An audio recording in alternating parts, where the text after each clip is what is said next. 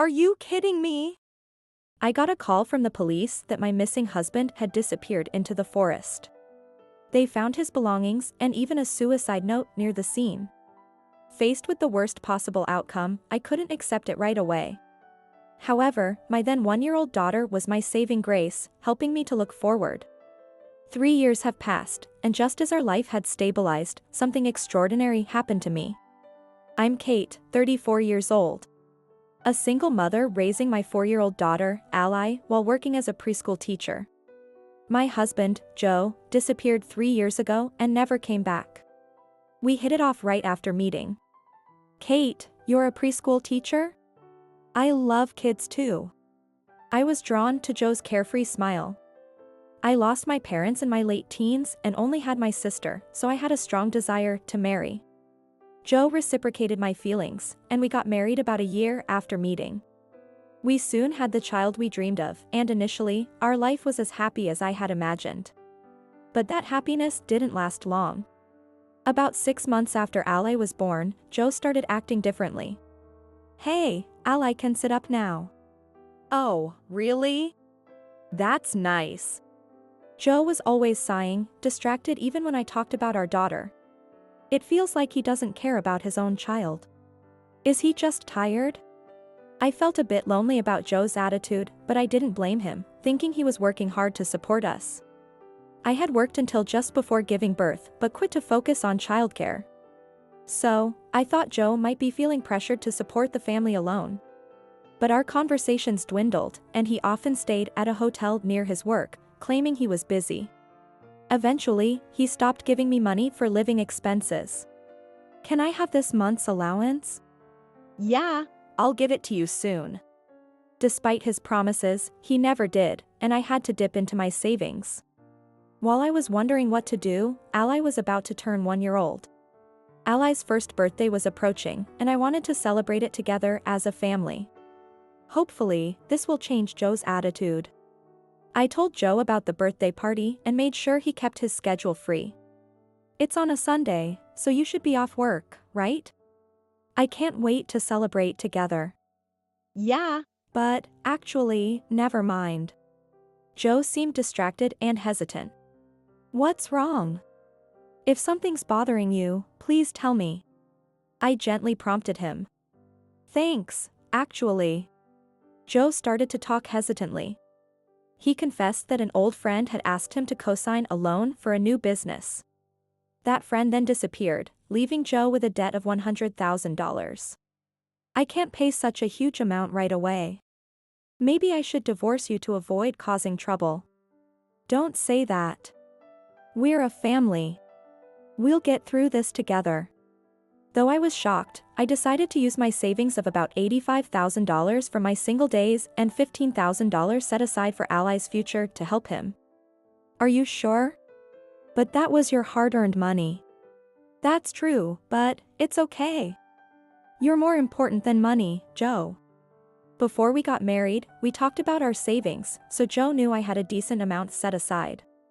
I also knew that he had struggled to save money because he was paying off student loans.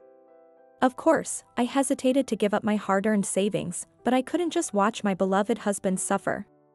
More than anything, I wanted to celebrate our daughter's birthday with smiles all around. Thank you so much. I'll never forget this. I promise to make you and Ally happy. Joe hugged me, tears of joy streaming down his face, and seeing him like that renewed my determination to support our family together. Then came our daughter's birthday. Sorry, I just remembered I have something to do. I'll be back soon. All right. Just don't be late for the party. I was reassured by his promise to return quickly and continued preparing, eagerly awaiting his return. However, Joe never came back, and my calls went unanswered. I ended up celebrating Ally's birthday alone, feeling heartbroken as she smiled at the candles. The next day, I called Joe's office, but he hadn't shown up, so I immediately reported him missing to the police. Despite my worry and sleepless nights, there was no word from Joe. 2 days later, the police called. What? No! I was speechless. Someone had seen Joe entering a local forest, known for people never returning once they stepped inside. They found his belongings and a note nearby. "You said you'd make us happy. This must be a mistake." I kept denying it, but the reality was undeniable. Later, the police handed me a note supposedly written by Joe. It read, "I can't forgive myself for causing you trouble. Please forgive me with my life. I wish you and Allie eternal happiness. I just wanted you to live." The shock of losing Joe and the uncertainty of our future left me unable to do anything for a while. Just getting through each day was a struggle. One day, while crying over Joe's photo, Allie toddled over and handed me a tissue with a smile. "Allie, thank you. Are you cheering me on?" She was too young to understand her father was gone, but her attempt to comfort me spoke volumes. Her presence gave me the strength to start moving forward again. My sister and her husband were a great support as well. At their suggestion, I moved to their town, about a 2-hour train ride from where we lived. I quickly enrolled Allie in daycare and started working again, embarking on a new chapter. Little did I know, this new chapter would reveal shocking truths. 3 years passed since Joe's disappearance, and Allie was almost 4. We were finally settling into a new normal, though I still hoped Joe might return, leaving our marriage legally intact. But just as I was considering moving on, I switched to a better-paying daycare and took charge of the infant class. Wait! One day, while watching the kids in the yard, I was stunned by the sight of a child arriving late with a man who looked exactly like Joe. He dropped off the child and left quickly without looking my way. Doubting my eyes, I asked a colleague about the family. The child, Caleb, was a year older than Allie and had attended the daycare since infancy. He lived with his mother, but about 3 years ago, a man they called a dad started appearing with them. Around that time, the mother's lifestyle became more extravagant, with frequent trips abroad, sparking rumors among the staff. That can't be Joe. He would never betray me. But even though my heart denied it, I couldn't have mistaken my husband. From a distance, it was undoubtedly Joe. What's more, the time he started appearing at the daycare coincided exactly with when he supposedly disappeared into the forest. I managed to calm my confusion and finished my work for the day. At home, I thought back to that time, piecing everything together. I remembered that when I offered to transfer money to pay off his debt, Joe insisted it be deposited into his account.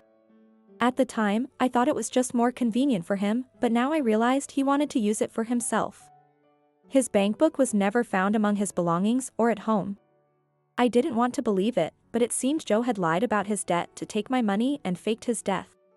And to think he might have had another child older than Allie, had he been deceiving me from the start? Maybe Caleb wasn't Joe's child, but his smile resembled Joe's so much. Why hadn't I seen through him back then? I regretted not hiring a private investigator or doing more to find the truth. But the grief of losing Joe suddenly, coupled with raising Allie alone without savings, left me with no energy or means to pursue it further. It's okay, it's not too late. I won't forgive him. I decided to uncover the truth and confront Joe. I started by locating Caleb and his mother using the daycare's contact information. I explained everything to my sister, who agreed to take care of Allie while I staked out their house during my days off.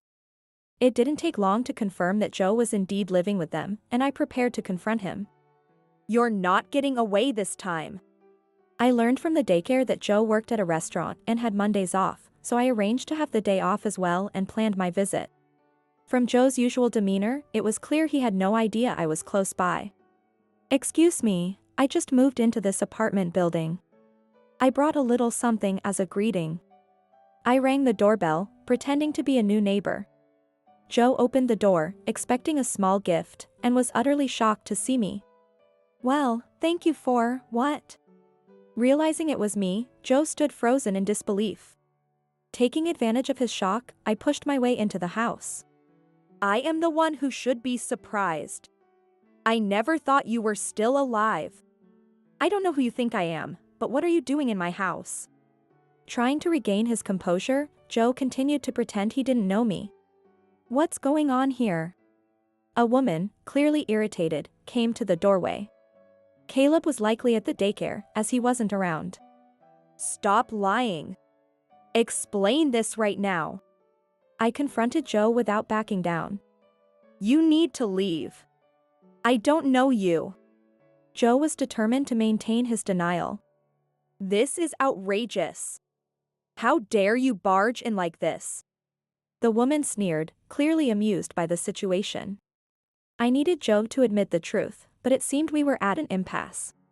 I guess I have no choice but to show this. I took out something I had prepared from my bag. Can you deny this? What I showed Joe was a DNA test proving he was Ally's father. I had secretly hired a private investigator to obtain Joe's hair and had the test done. I wanted to catch Joe on my own, but this was beyond my capabilities and required professional help. Why do you have that? See? It's scientifically proven that you're Ally's father. Do you still want to deny it? Faced with undeniable evidence, Joe had no choice but to reluctantly admit he was my husband. You lied to me. You're the lowest of the low. I never loved you from the start.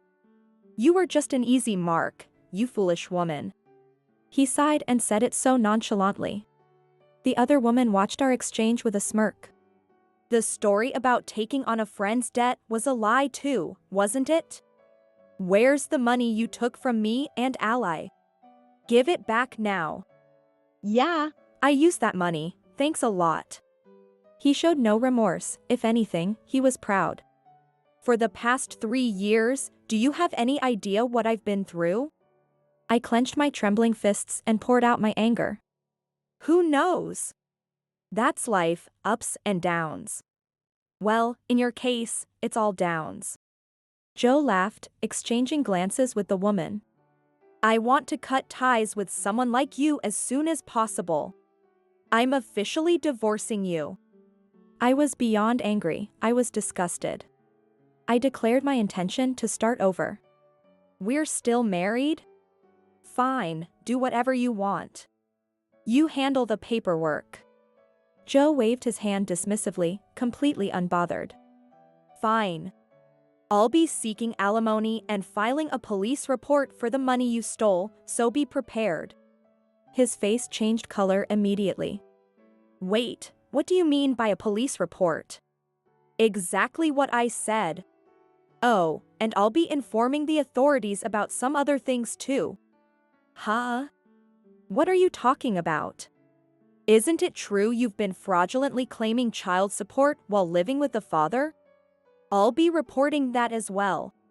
The other woman panicked at this revelation. I was bluffing, but it seemed to hit the mark. Kate, I'm sorry for deceiving you. Please, don't file a police report. I can't afford alimony. Please. Don't tell the authorities. We can't survive without that support. The woman pointed at Joe, yelling at him. What? You think you can say that to me? It's true. You rely on that support too. Get a better job. You enjoyed the money I took from Kate too. Incredibly, the two of them started arguing right in front of me. Enough. What you're doing is illegal. You deserve to face the consequences.